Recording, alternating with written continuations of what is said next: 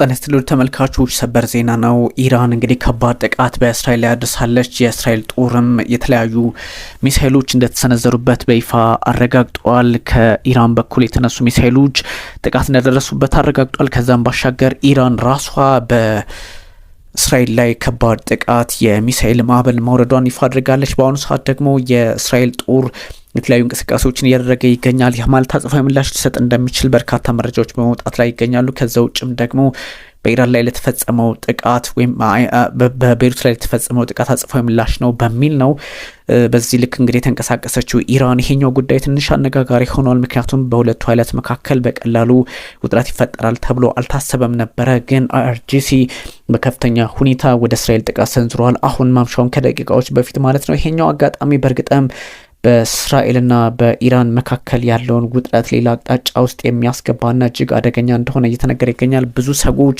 ይህን ጉዳይ በፖለቲካ መንገድ መፍትሄ መስጠት እንዳልተቻለ የሚጠቁም ነው የሚል መረጃ እያጋሩ ይገኛል። የኢራን ሚሳኤል ማዕበል በኢራን ላይ ከባድ ጣጣ ይዞ ሊመጣ እንደሚችል ተጠቁሟል። የእስራኤል ጦር እንግዲህ በኢራን ሚሳኤሎች ጥቃት እንደደረሰበት አይዲኤፍ ማለት ነው አስታውቋል። ከዛም እስራኤል አዲስ የሚሳኤል ማዕበል ከቴህራን ተኩሶብኛል በሚል ያረጋገጠች ሲሆን በአሁኑ ሰዓት ሚሳኤሎች ወደ ግዛቷ እየተመዘገዘጉ መሆኑንም እንደዚሁ ዓለም ተወቅል ብላለች። ሁሉንም ሚሳኤሎች አክሽፍ ያለው ያለችው እስራኤል ዜጎች ወደ መጠለያ እንዲገቡ አሊያም ደግሞ እንዲሸሸጉ ማዘዟ ተሰምቷል። ኢራን እስራኤል በቤሩት የሰነዘረችውን ጥቃት ተከትሎ አጸፋዊ ምላሽ ለመስጠት ያደረገችው ወታደራዊ እርምጃ እንደሆነም ተነግሯል። ከዚህ ባሻገር እንግዲህ የኢራን ሁለንተናዊ መሪ ሞጅተባ ኻሜኒ ወታደራዊ አማካሪ ሞሐሰን ረዛኢ በሊባኖስ ላይ የሚፈጸመውን ጥቃት አንታገስም በሚል ሀሳብ ሰጥተዋል። ይሄኛውም አንዳንድ ሁኔታዎች ተወሳስበው ሊቀጥሉ እንደሚችል ይጠቁማል። የእስራኤል ቀይ ዘመም አክራሪ የብሔራዊ ደህንነት ሚኒስትሩ ማለት ነው ኢታማር ቤን ግቪር ቴህራን መቃጠል አለባት በሚል ዝተዋል።